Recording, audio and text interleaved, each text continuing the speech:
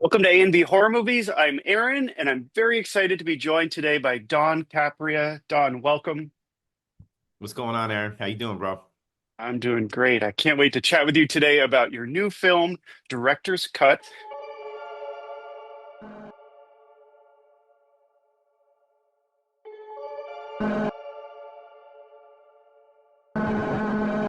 What's your name, guy? They call me Mr. Director. Cool. So, Mr. Director, what's next? I think we're gonna record a music video. There's a director, and he wants to shoot us for free. That's fucking cool. Seems too good to be true, but could be the break we need. There'll be no drama. Let's not ruin your big moment. Yeah, this is it. Let's explore.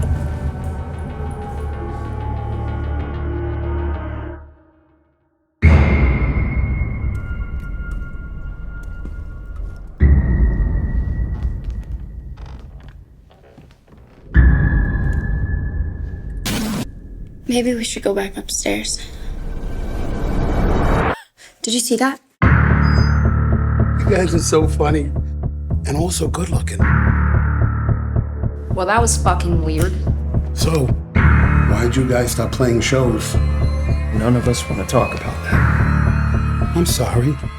Did I say something I shouldn't have? What's going on? We're leaving. Let's go. You did the right thing. No one wants to die at the hand of some lunatic in the middle of nowhere.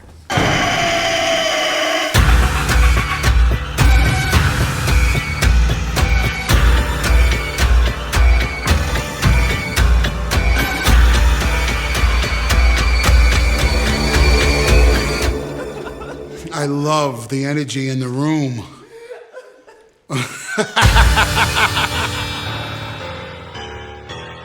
Oh, I love it. All right, let's talk first about, well, I love the premise, but let's talk first about how did Director's Cut come about? What inspired you to make this film? I understand there was a moment of fear on the set of a music video, and that's how Director's Cut came into existence. So why don't we start there? Yeah, I totally gave birth to this thing out of a moment of fear. It was just, I was in the middle of Pennsylvania, just like the film was saying, and I was Mhm. shooting a music video. So I was Mr. Director, and I was with this young band from New Jersey, and we were shooting during COVID. So it was also at a time where people weren't really going places and everyone was masked up, and society Oh was just yeah. a little bit of a different feeling. There was a lot going Yep. on. And we were in like the middle of nowhere. I mean, 3.5 hours from New York City in this abandoned school in a town that had completely been decimated. And when I was standing on set, I had this really expensive camera, and I was just looking around thinking, if someone breaks into this building right now to rob us, we're gonna get taken for everything. And then I Right. thought to Right. myself, Oh well, if my I gosh. fight, yeah, if I fight back, we fight the people back. If we fight back, they'll kill us. And then if they kill us, we don't have cell phone service. No one's gonna find us for weeks. So I And it's started thinking, COVID time, so no one's going out of their no house, one's right? going And you're anywhere. thinking, Yeah, how long some will it take for them to notice?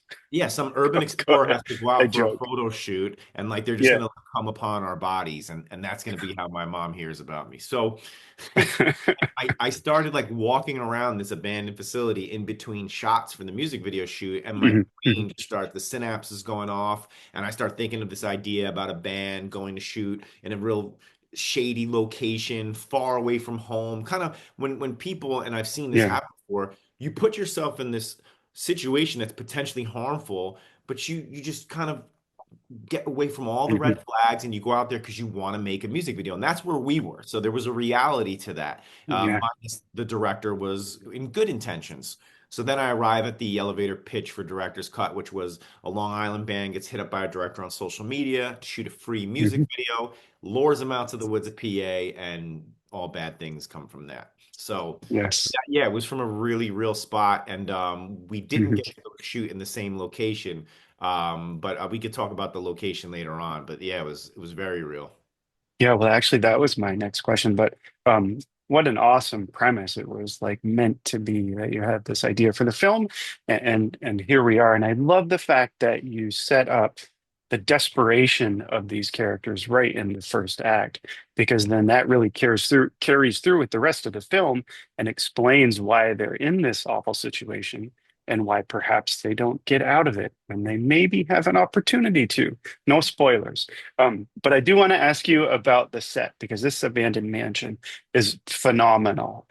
Phenomenal. It reminds me of Session 9, if you've ever seen Oh that yeah. film, filmed in the old Danvers mental hospital. It's just the atmosphere in director's cut takes on almost a personality or character even of its own in your film. So my question is, how did you find this abandoned mansion, and what was it like filming in it?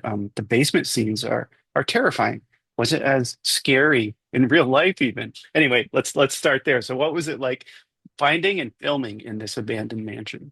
Well, so location scouting for me is just Mhm. as important as casting, because Of course. these, especially when you're on a low budget, because a lot of the times when you're location scouting for a horror film, you're trying to find something that's dressed, so you don't have the money to pay Yeah. a production designer to go ahead and redress it to your vision. You kind of want the vision to be what you walk into. And to Mhm. go back out to Pennsylvania on a low budget horror film, it was just too costly. We were working with SAG during the SAG strike because it was at the tail end of COVID. Um, Yes. so we couldn't really afford the $50,000 or $60,000 price tag of the travel and the lodging, and we had to start finding Mhm. something local in New York. So kind of everyone involved with the film at that time, a few of us, was driving around just talking to people, looking for abandoned spots. A mall had popped up, an old theater had popped up, and my producer Anthony, he was driving around on a Sunday in Yonkers, and he just kind of pulled up to a red light, and he said he saw this mansion right off the main road on Broadway, took a picture, sends it to me, and says, "What do you think?" And the picture was pretty blurry, and I couldn't really get a grasp for what it was. Yeah, oh, that's perfect. Yeah, Yeah, so I was like, "Yeah, I think it could work, but we got to go look." So we just drive up yeah. on a Tuesday randomly to this abandoned mansion, and it happened that that day, at that time, the property manager for the place was showing it to the people from the Museum of Natural History. So we got to go inside. We asked him, look, we're filmmakers and we'd love to shoot Yeah, yeah. something here. And he's just like, listen, they shot Dexter here, they shot A Beautiful Mind here, Kanye West shot music videos here. No way. Oh my But, God, I had no but we idea. we we Keep lost our going. CO. We lost our certificate of occupancy. We're not allowed to shoot here anymore. And we were like, all right, well, can we look around? So he let us look around the entire building, and as I'm walking from room to room, I'm just getting more and more into this building. I'm like, I have to shoot this movie here. It's too good. It's a 40,000 Yeah. square foot mansion. It's 100 years old, and it had a maid's quarters for 30 to give you the scope of the size. 40,000 square 40,000 feet. square I foot can't even wrap my head around that. and property that fits that size. So there was all these outdoor pools and all this stonework, and there was, Yeah. it was absolutely amazing. It was a paradise for a filmmaker. So Mhm. my producer Anthony got the guy's number. We started talking with him. We went to the city. We went to the building department. We went to the filming the department, and eventually we got permission to shoot there. And it just, again, yeah, like you said, for session 9, Yeah. that abandoned mental hospital for us, it was just this abandoned home, and it was just the perfect setting, and it was a character, and I wish we could have used more of it because there was Mhm. so much texture to every single room in that place. But for an hour and a half movie and the running and everything that we did, we maximized as much of the Yeah, yeah. space as possible. Oh, and it's amazing. The fact that you were able to get it is awesome. So congratulations there. Were there elements inside that you discovered, like sort of I don't know, like creepy little discoveries you made while you were exploring the inside of the mansion? Yeah, there was some secret panel stuff, right? We didn't really actually find passageways. I was looking for that. You're shooting, Oh, so you're that would have been working, cool. you're Yeah. Yeah. scouting, and you're working. But I'm like totally urban explorer. Like I love urban Yeah. explorers. And I follow so many urban explorer pages on Instagram, and it's definitely like a side hobby of mine to go. Like we actually Mm. shot in Letchworth also. We shot the exteriors of Letchworth, which is the abandoned psych center in Rockland County, New York. And that Oh, place, okay. another gorgeous. So if you see the driving shots where they're going through all these abandoned buildings, that's actually Letchworth Village. And that place has got a ton of ghost stories that come from behind that because it was a kid's mental facility, and they got shut down because they were doing bad things to the kids there. So Oh my God, that's yeah, horrific. total horrific energy on that spot. Yeah. And in the not in the mansion, but maybe outside the mansion, I was standing in this. They had these like shallow pools outside of the mansion, and I'm standing in one of these shallow pools, and I'm looking around at all the monuments and things that they had, and I got this creepy feeling like bad stuff happened at the mansion. Like I can't say honestly Yeah. what happened to me inside any of the rooms. The basement, most definitely walking through the basement when we were scouting, they actually were doing some kind of construction where they dug a hole below the basement, and I was like, that's the pit to hell. Like this is, and I Yeah. could feel you know when there's unearthed in the basement areas, it's really cold. Like the air it's like an air conditioner or the way it's coming out of there. Yes. I could feel it coming through the breeze from this really dark area, and I'm like, yeah, that is definitely the gateway to hell right there. Like Did you get like chills? You know, sometimes if you walk into a room, you just get chills for no it, reason. You it think was there's happening. It something. was It it was was happening. happening. Yeah. Oh my God. Well, if you ever go back, you should bring like a Ouija board. And I mean, I joke. A lot No, of horror movies end badly that way. Don't bring a Ouija board. exactly. You bring the paranormal crew with you, and next thing you know, you guys are the horror movie. Yeah. Yes, yes, of course. Well, let's talk a little bit about the casting process. So Louis Lombardi from The Sopranos is in it. In fact, everyone in the cast is amazing. You cast it so well. I could tell watching it that you really put a lot of thought into picking the cast members. Tyler Ivy is unbelievable as the lead. He did an amazing job there. So can you speak to the casting process and what was it like working with everyone on this film? Yeah, Louis, I had met through his cousin many years ago. He was one of the first Okay. people I knew that went out to Hollywood and made it. So I had been talking to him for years and always telling him one day I'm going to be able to shoot you in something. But he was this kind of like this guy in Hollywood that always offered advice. He always picked up the phone, which is rare for an actor in Mhm. Hollywood to pick up the phone for a non-industry person. So when I started Oh, that's drafting cool. out, yeah, very Yeah. very cool, and I'm very Yeah. appreciative of that relationship. So when I started drafting out the script and it was COVID and no one was working, I was like, man, I could really see Louis, who I've seen, he's a really funny, fun-loving guy, but at the same time, he has this kind of badass side to him too, that like if you Yeah, mess for with sure. him, he's Hmm. probably gonna, he's probably gonna get real evil real quick. So Hmm. I thought of Mr. Director's character in that way, kind of like this, like Uncle Buck meets John Wayne Gacy. That was my original ideation. And I Yeah. thought, Lou, I was like, listen, man, I want to read you a couple of lines from the script I'm working on. And he loved it right away. So I didn't even finish the script with him already in mind to play Mr. Director, which it did help to my drafting, already knowing Louis and his mannerisms as I'm writing it. So that was the first person that I had casted. And then we He, hired I, I casting. love that he's so nice at first, right? And then all of a sudden he starts saying these really unexpected things. And even the characters are like, what did you just say? And Yeah. then things take a very dark turn. But go ahead. I just wanted to Yeah, add no, that he in he there. goes from super inviting and fun to intrusive and creepy, and it was a, Hmm. a cool little roller coaster ride Oh, because absolutely. he's uncomfortable, right? Like I was Yeah. really studying the psychology of a lot of these killers, and a lot of them aren't really that comfortable. So there has to be this awkwardness Mm. as opposed to like this poeticness to them, right? They have to make mistakes. He has to fumble a little bit because he's not in full control of himself. If he was, he wouldn't be a Yes. killer, right? Oh my God. And then the true colors is really scary side when that comes out. Yeah. Man, it's so powerful in the Yeah. film. But anyway, go on. I interrupted you. No. The next step for me was once we started getting money in the bank and we were making this film Hmm. officially, we hired Adrian Stern, and she helped us cast the film. And we started, I think, post-COVID. Everything first round is video, so I'm on the couch watching all these reads on my television with my girl eating popcorn, and quite a few kids really jumped out, and we Hmm. were like we were pretty blown away by a lot of the performances where they nailed it right off of the page. So the next round, I think when the final round, the most important one was when we had each character, maybe two or three of them, go in Okay. person. and we were in this rehearsal room in New York City, and we were kind of swapping them out, seeing, who made the best Jay and Jen, and who made the best John and Val, and which band looked the best, and which band felt like they were, a cohesive unit.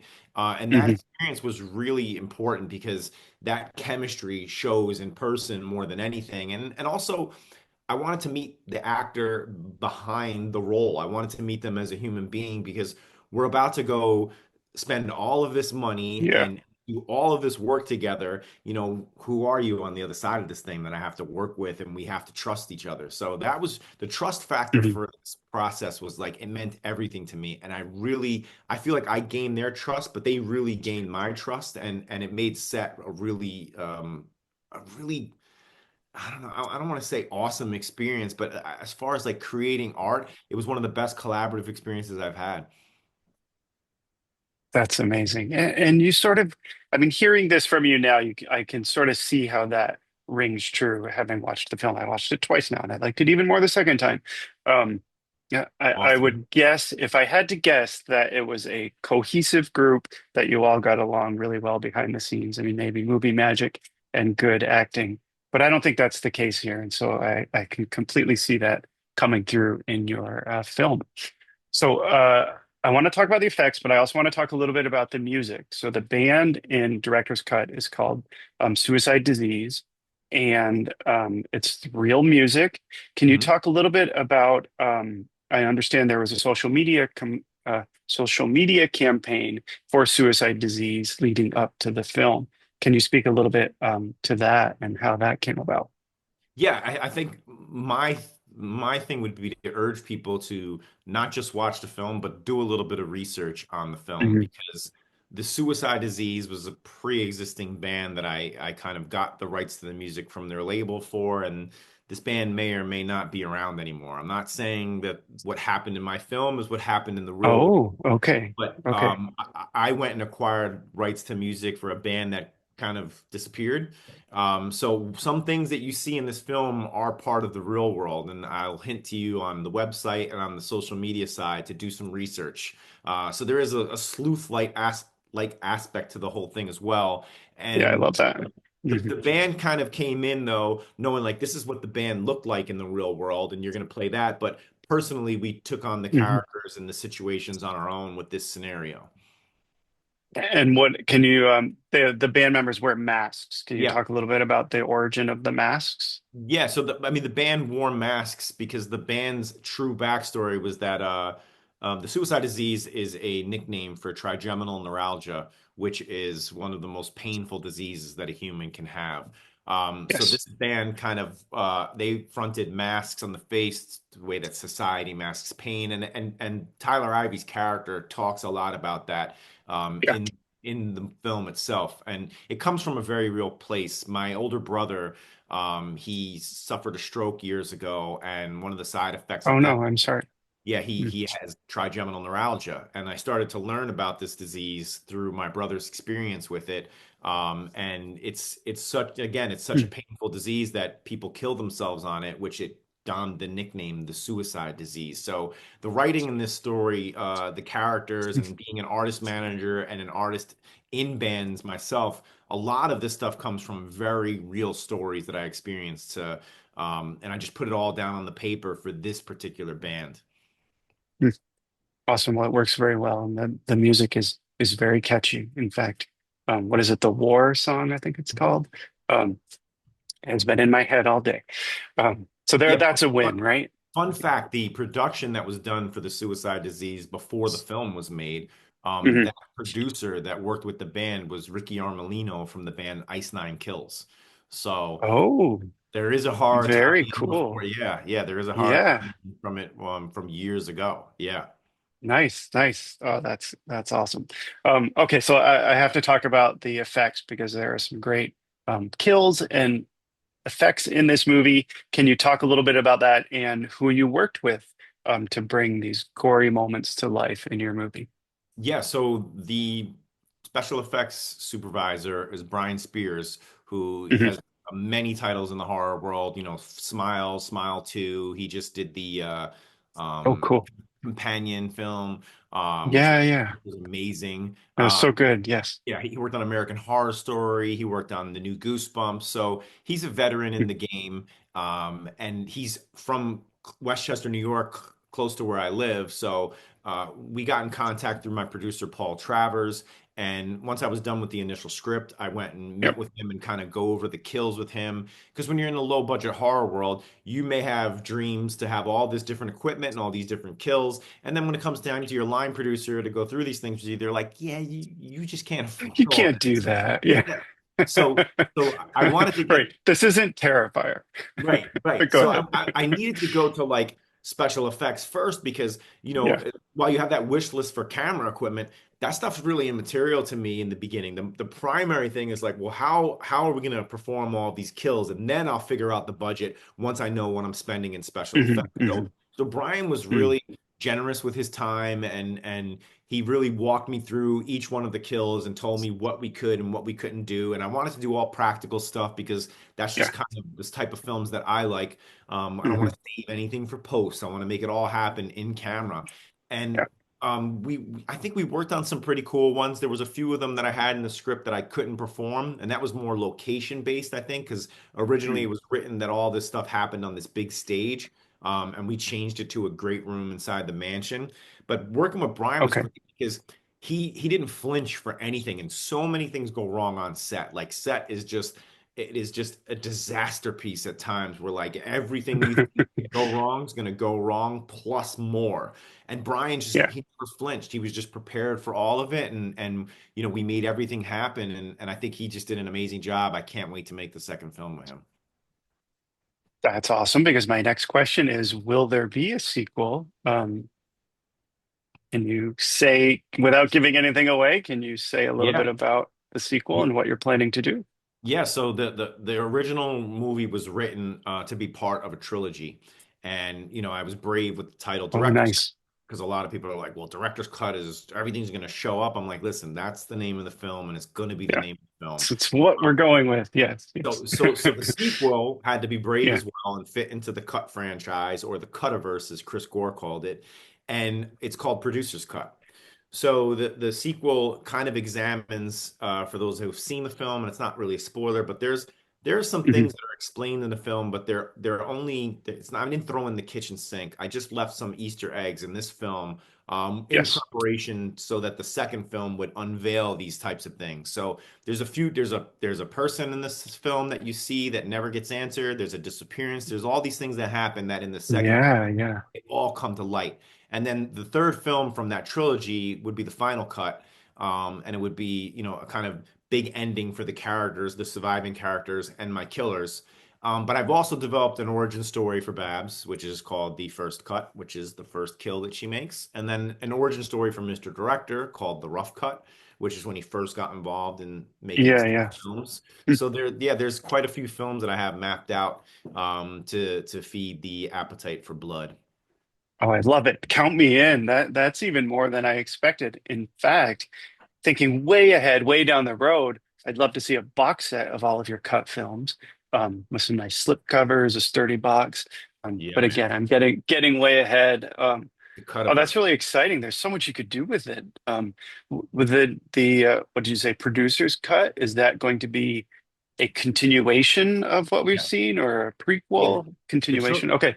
Okay. so the trilogy, director's cut, producer's cut, Hmm. final cut, is a trilogy that follows a linear path.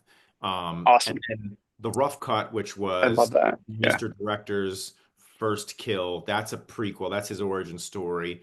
The first cut, which is Babs's first kill, that's her origin story, separate from Mr. Director.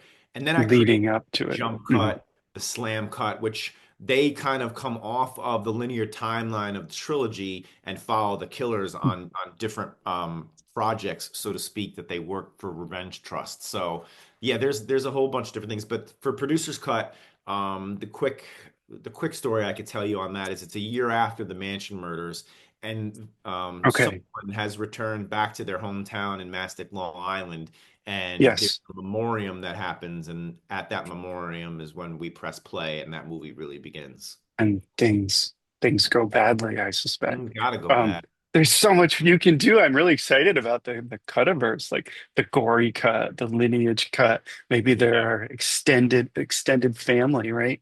You could Yeah. do like a Hewitt and Sawyer family kind of take. Um, although I guess that's a little different, but yeah, yeah. Oh, the cut-iverse, that's cool. Yeah. T-shirts even. I'd be all over a cut-iverse t-shirt. I love the. Oh yeah, I wanted to ask you the poster artwork is unbelievable. Who did you work with to bring that to life? So there was an artist that I knew about, and thank heavens for online stuff because it could really be, Mm, I always say the internet is like fire. It could warm the home or it could burn it down, depending on how yes. you use it.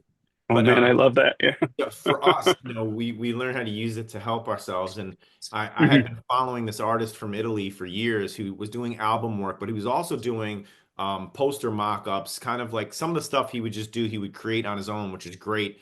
And he would do like an alternate poster, and then he would get hired to make these alternate posters. So his name's Nino Okay. Cammarata.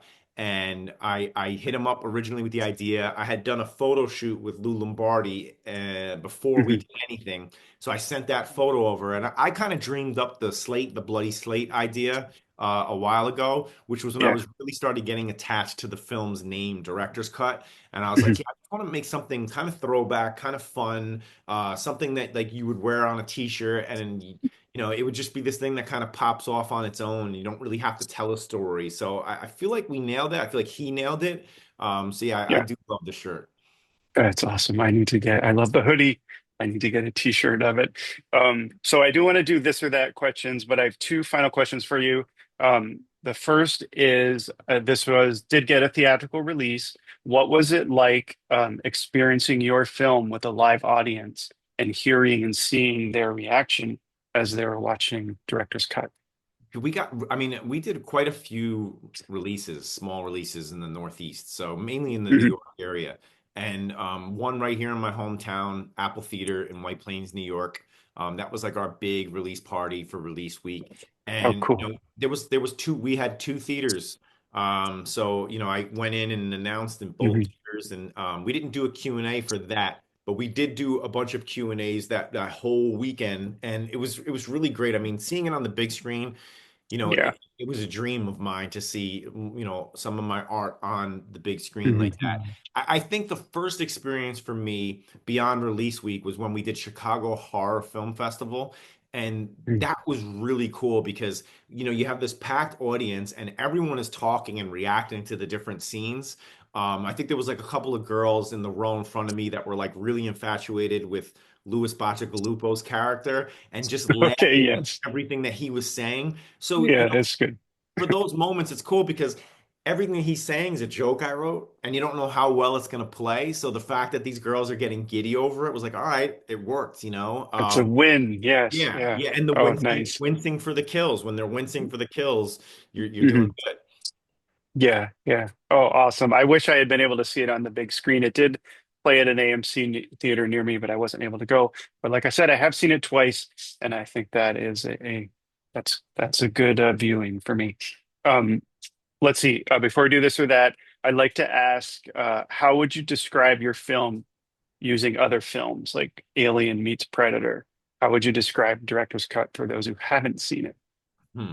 Yeah, it's interesting. I mean, I know there's such a green room vibe because of the punk Yes. band, um, where the ending goes into a little bit more of a slasher kind of 80s horror feel. So Hmm. this may not be a perfect direction, but let's say it would be Green Room meets Freddy Krueger, Oh because yeah, I do.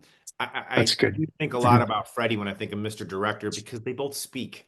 It's not the type of Hmm. film where the the killer doesn't have a mouthpiece. Yeah, He like right behind me. Yes, absolutely. Yes, Hmm. yes, Hmm. exactly. Yep. So that could be a good, it Yeah. goes here to there. Oh, that's great. And there's so much depth to Mr. Director, the villain, that we don't even really scratch the surface. But Right. as things are revealed, it's like and there's a real surprise in there. I'm not going to give anything away that I didn't see coming. But when it happened, I'm like, oh my God, why didn't I think about this up until now? Um, I'm going to leave it at that. I'm sure you Yeah. know There's exactly a what I'm lot. talking about. Yeah. All right, awesome. Well, your film director's cut is available to watch now. It's on VOD and it will be streaming soon on other platforms. But if you want to check it out, you can rent it on Amazon. Um, and what's the website that folks can go to Yeah, the see where film they can watch website their is movie? pretty easy. directorscutmovie.com. And Yes. that has the Watch Now link. So it's everywhere from Spectrum, Fandango, Apple TV, Xbox, YouTube. You can rent it anywhere. Okay, excellent. Let's see. Let's do this or that. Usually kind of fun. There's no right or wrong answer Uh-oh. in most cases. All right, so here we go. Rocky Horror Picture Show or Phantom of the Paradise? Rocky Horror Picture Show. Easy one. Yes. Yeah. All right. Would you rather have X-ray vision or superhero strength? Superhero strength. I'd Superhero. probably go with that too. X-ray vision, maybe you see more than you'd want to. Yeah. Um, Yeah. right. I'm Okay. trying to think of what good I could do. I know with superhero strength, I could probably save some lives. You could save, yeah. I We mean, already have think an X-ray about machine.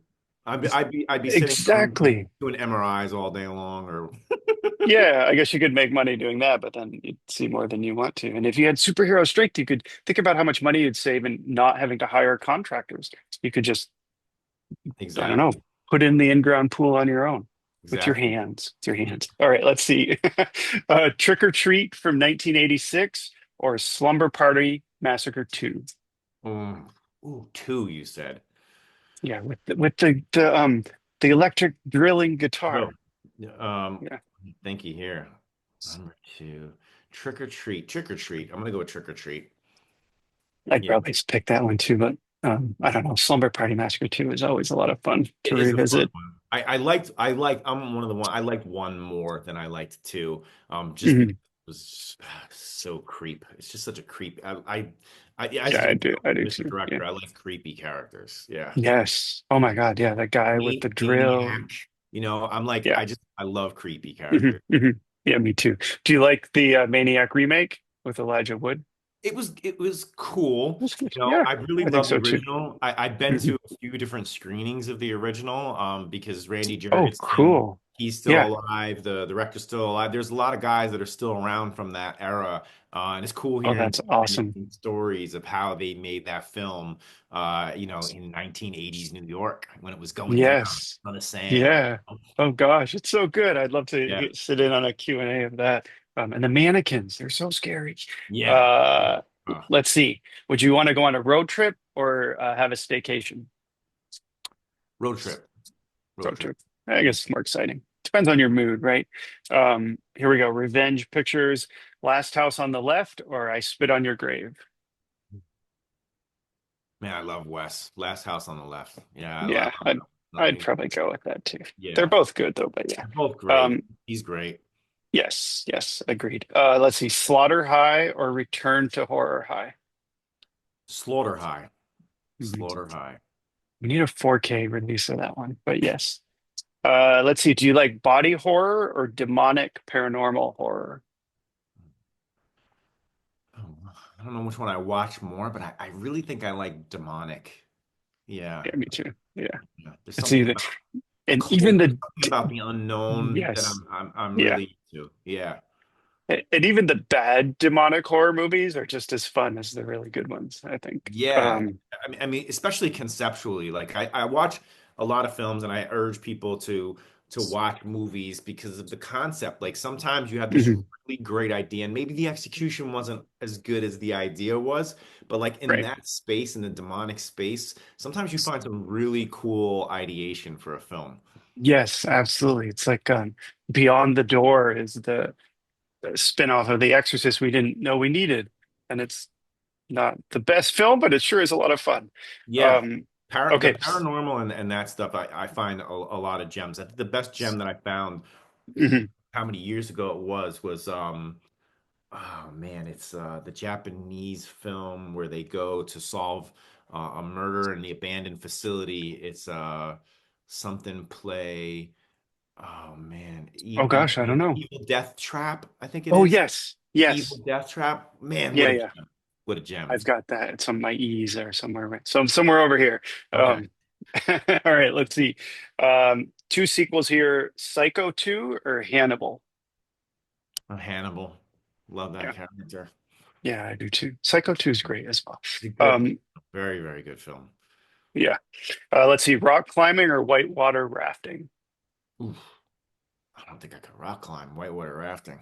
Yeah, I don't think I I could got a, either. At I got least a with bum shoulder. I could just only envision myself falling right. Oh, absolutely. And whitewater rafting, you just kind of sit there and and let it happen. well, it's pretty active too. Yeah. But yeah, okay. Would you rather have a movie marathon or a series binge watch? Um, Guess it depends on the series and the movies. yeah, that really does depend, but I think I do more series binge watching. Yeah, it's crazy how much series we watch now, or how many series we watch now. Okay, last one. Jaws or Halloween 78? Oh, Halloween 78 is my favorite film. Yeah, yeah. Oh my God, really? Mine too. Yeah, it's my I favorite got film. like my little shrine. These are all copies of the I, first Halloween they're right not here. behind me, but I've got like a giant Michael Myers Funko Pop there that's autographed. I've got Oh one hell yeah. from there. I've got the original script signed by Carpenter.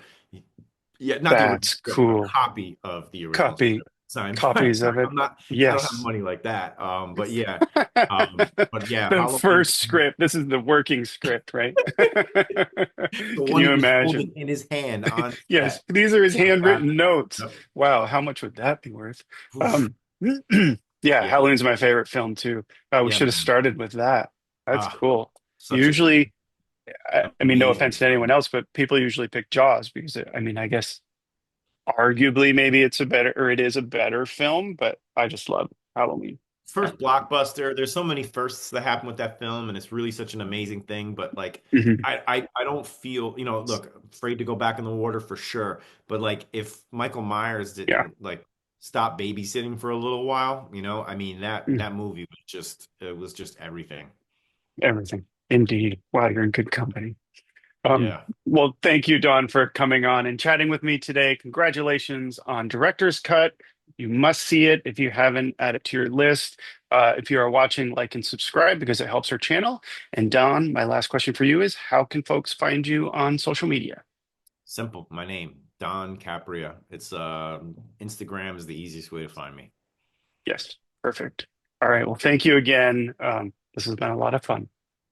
Awesome. Aaron, thank you so much, man. Bye, everyone. Take care.